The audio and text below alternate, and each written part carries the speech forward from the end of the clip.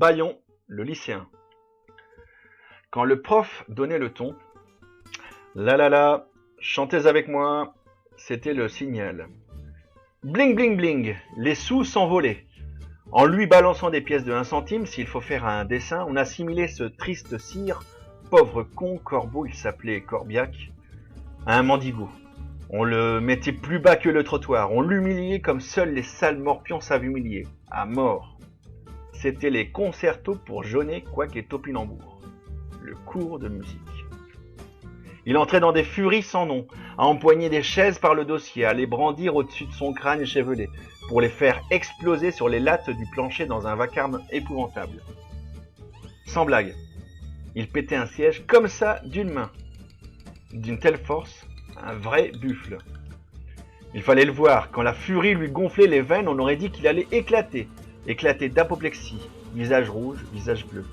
Il en passait par toutes les couleurs. De ses colères. Quand il était comme ça devenait bon. Ça voulait dire qu'il était en condition. On passait à la deuxième phase, le tintouin à fond dès qu'il tournait le dos. Et ça avertissait les mauvais bougres qu'on jurait, qu'on promit dans nos histoires, qu'ils devaient se tenir prêts. On leur faisait parvenir par la voie des airs, Vuarnet et moi, toute une jardinière fantastique. 6 kilos de fruits et légumes, pommes de terre, courgettes, poireaux, poivrons, céleri, bananes, etc., etc. Tout un petit pique-nique de saison apporté par nos soins qui s'est mis à planer ce jour-là dans l'atmosphère feutrée, silencieuse de cette salle de musique. Silencieuse, façon de parler. Ça bourdonnait plutôt sec dans les rangs. Chacun s'est mis finalement trouvé armé, qui d'une golden, qui d'une mastoc carotte, qui d'une volée de radis bien rose. Et soudain, notre oiseau de mauvais augure de prof a annoncé « On va faire une dictée !» Malheureux.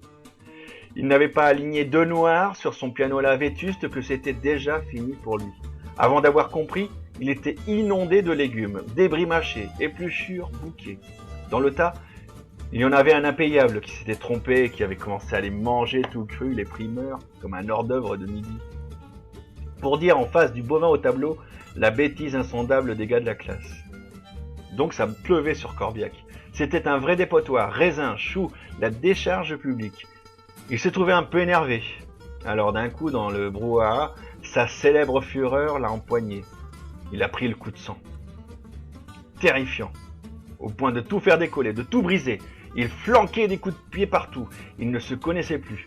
Canant les tableaux à coups de pied, craquant des lattes de bois à coups de talon, arrachant les tables fichées au sol du premier rang, il empoignait les cartables au pif et les vidait à toute volée à travers la classe. Vlan!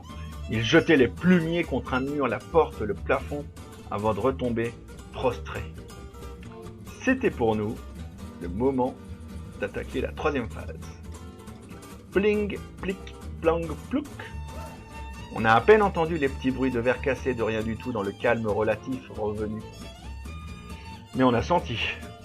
Et la colère du prof est montée à vitesse supérieure.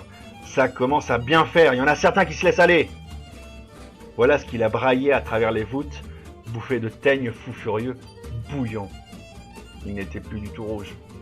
Une nouvelle attaque entre-temps l'avait rendu vert de rage. Ça tournait mal, violet, noir, ça commence à suffire, nom de nom! Il mugissait un bison, et vlac qu'il frappait. N'importe où, l'emportement lui tordait la gorge par sursaut.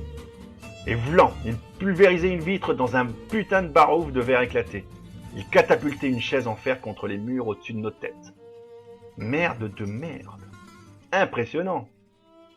Il ne pouvait plus se modérer. De fait, ça commençait à schlinguer, à bloc. Les boules puantes qu'on avait balarguées avec Vuarnet envoyaient une de ces odeurs d'œufs pourris au gnoc-mam merdeux. Abominable.